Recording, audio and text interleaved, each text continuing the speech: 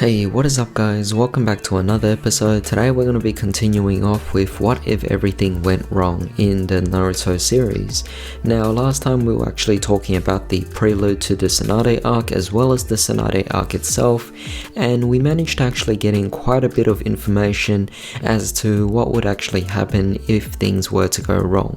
The scenarios were incredibly fun, and now I can't hold back my excitement for what might actually come in this particular video as well, because now we're actually moving on to the Sasuke Retrieval Arc, or rather Sasuke actually leaving the village. Now this portion might actually be a really long portion, so hopefully I could actually conclude it in this final video. But if it can't, then I might actually have to cut it down to 2 parts, but we'll just see what happens when we actually get to it. So to continue where we left off, Tsunade is basically now driven to actually become Hokage. She decides to come over to the village and become Hokage.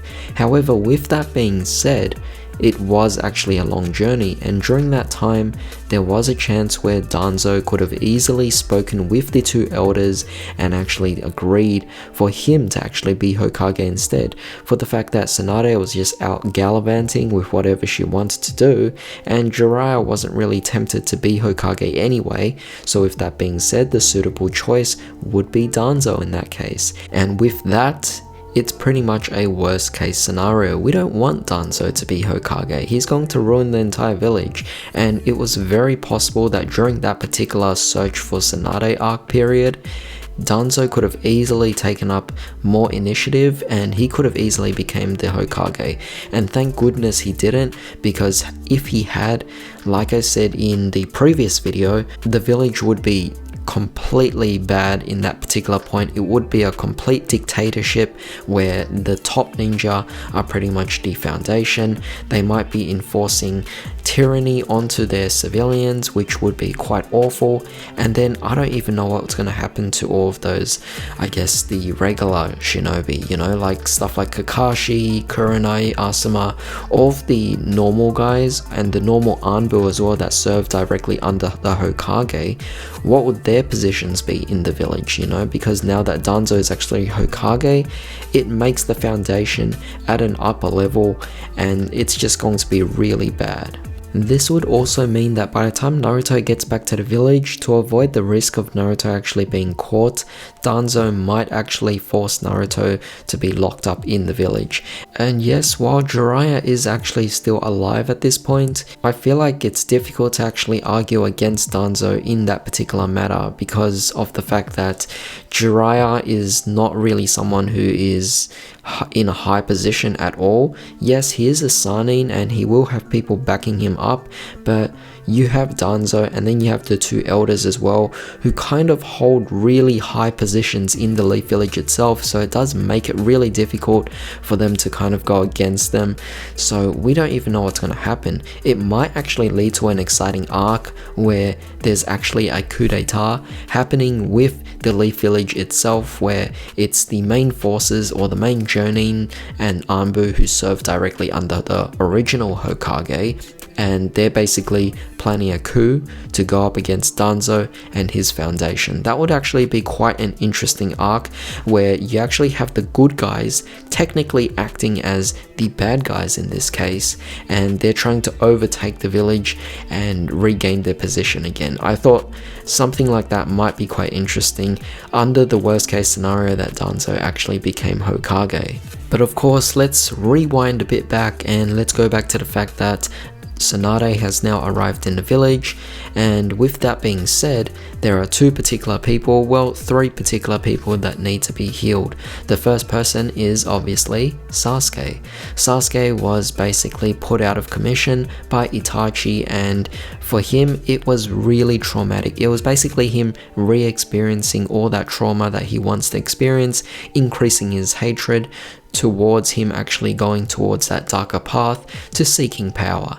And with that being said, Sasuke would still end up going in that particular route. In fact, that was kind of the worst situation. The worst situation was Sasuke actually wanted to fight Naruto and eventually wanted to gain power to go to Orochimaru. So I can't actually envision a worst case scenario for Sasuke at that point. The next person to heal up would actually be Kakashi.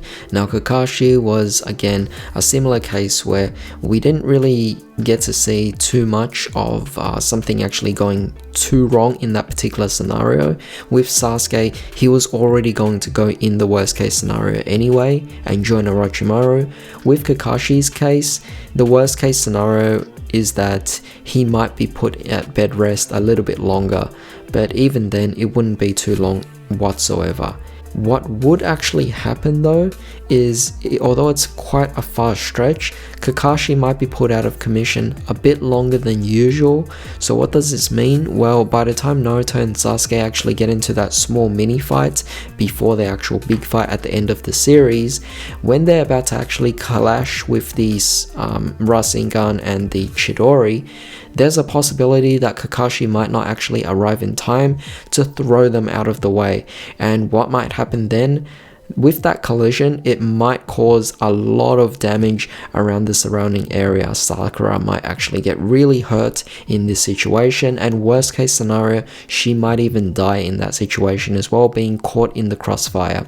And with that being said, it could actually lead to a repeat of the Kakashi and Obito arc or Obito relationship, where you basically have the female member of the squad actually being injured or dead, and because of that it causes this strained relationship, which again, it might actually cause for another interesting story. This time it really does condemn the two characters for what they've actually done. And although with that case of Sakura actually being dead in that case, being caught in the crossfire, Sasuke might actually be less inclined to leave the village. In that case, he might feel a bit of guilt for the fact that he killed off his team member, and yeah, it might actually force him to stay in the village, though his rivalry with Naruto would kind of be put on a halt, and they might actually have a disagreement for a very long time until maybe Shippuden, where they might mature a bit. But it definitely does set up something quite interesting.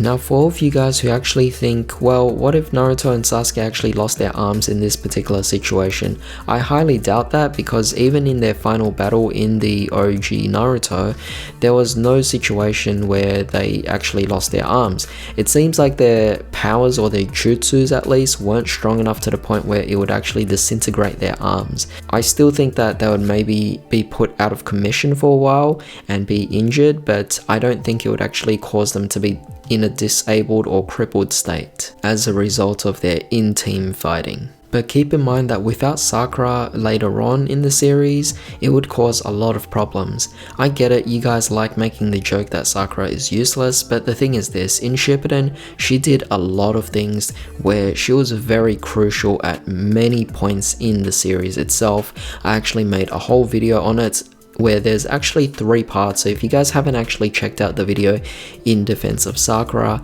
definitely go check out that video where I actually point out every part where Sakura is actually useful and where she's actually very crucial to the story as well, both in progressing and also keeping certain characters alive. But of course, let's wind a bit back and go back to the situation where we get to the third person who has to be healed by Tsunade, and that would actually be Rock Lee.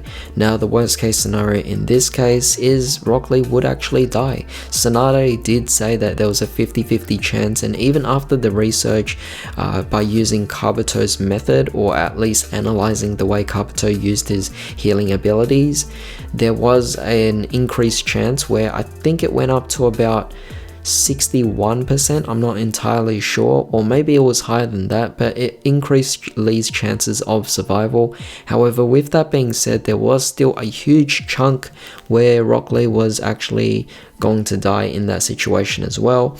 And we know that later on in that small episode, Guy was even willing to kill himself and die alongside Lee if the operation actually didn't go successfully. So that would have been a major blow to the Leaf Village to lose someone like Guy, because keep in mind, Guy was a very important member as we started getting later on, and without him, it would be very difficult to imagine a story that would be as great as it was had it not included Guy. But of course, at this particular point in time, Orochimaru is getting near his limit, so with that being said, he sends off the Sound 4, unfortunately not the Sound 5, because Kimimaro is also in a bad situation as well.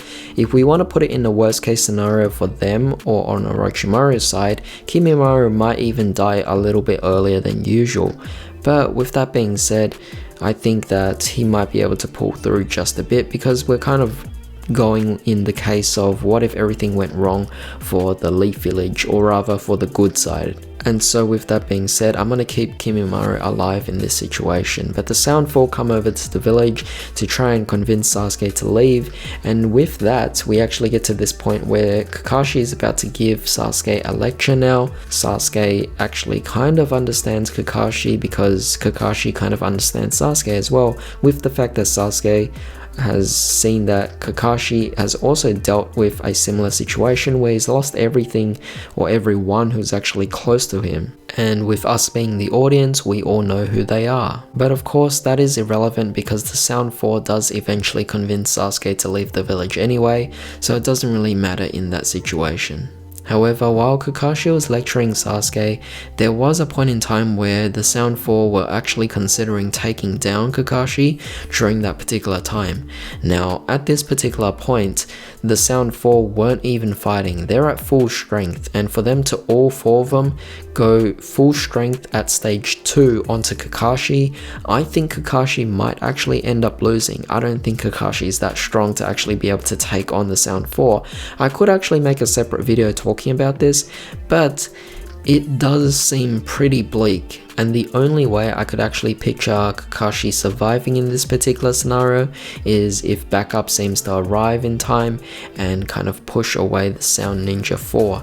However, that would actually detriment the Sound 4's plans in actually trying to convince Sasuke to leave the village. However, at the same time, in the worst case scenario, if they actually were fighting right in front of Sasuke, Sasuke might be witnessing all this and seeing that, hey, these Sound 4 guys, they're not much older than me, but for some reason they're able to take on Kakashi and all of these other backup Jonin that happen to arrive, or any of these other backup ninja, and realize that, you know what, Orochimaru's curse mark powers are actually really good, so I'm gonna join him. And that's definitely very possible. Of course, I wouldn't be surprised if there was some casualties among both sides, even the Sound 4 themselves as well. I don't think they would be able to escape that easily. However, their plan was meant to be discreet, so to avoid drawing any more attention, they probably would have waited until Kakashi actually left. So at the point where Kakashi actually leaves,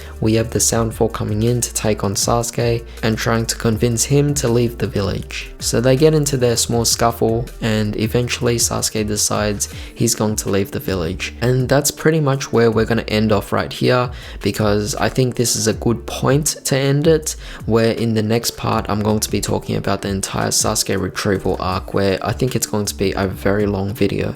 So with that being said, this video is already heading past 15 minutes, it's already about to go into the 20-minute mark.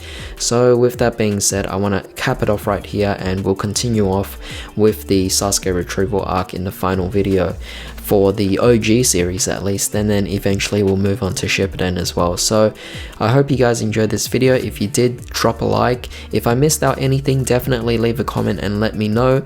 Let me also know what your thoughts are and what your theories are as to what would actually go wrong throughout these particular points in time, and what your scenarios might be for the future parts of it, or at least the future consequences of it. However, also don't forget to share this video and subscribe just to see more videos just like this. But with that being said, I hope you all have a fantastic day. This is Enigma signing out.